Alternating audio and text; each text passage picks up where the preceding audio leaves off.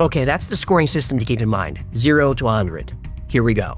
October 10th, 1990. Now, fossils like me will remember this. A 15-year-old Kuwaiti girl named Maria testified before Congress. She was volunteering at a hospital when Iraqi soldiers stormed in. The second week after an invasion, I volunteered at the Al-Adan hospital with 12 other women. While I was there, I saw the Iraqi soldiers come into the hospital with guns. They took the babies out of the incubators,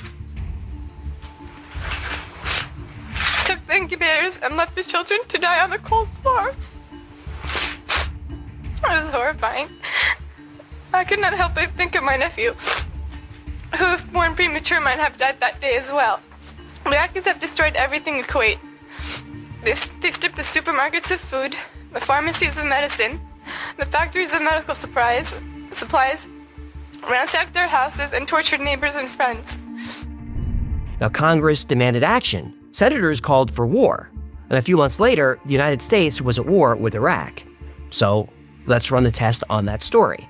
Timing, 5 out of 5. Her testimony landed exactly when the Bush administration needed public support for a war that nobody wanted.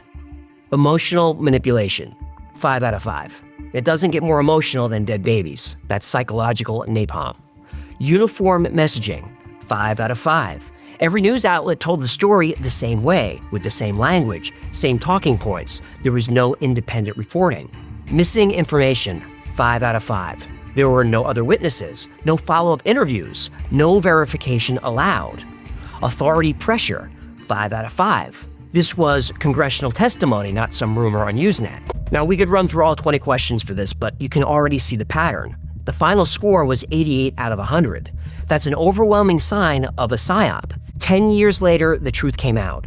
Naria was the daughter of the Kuwaiti ambassador. There were no dead babies. She was never at the hospital. It was all part of a campaign to turn Saddam Hussein, at least in the public consciousness, into Adolf Hitler.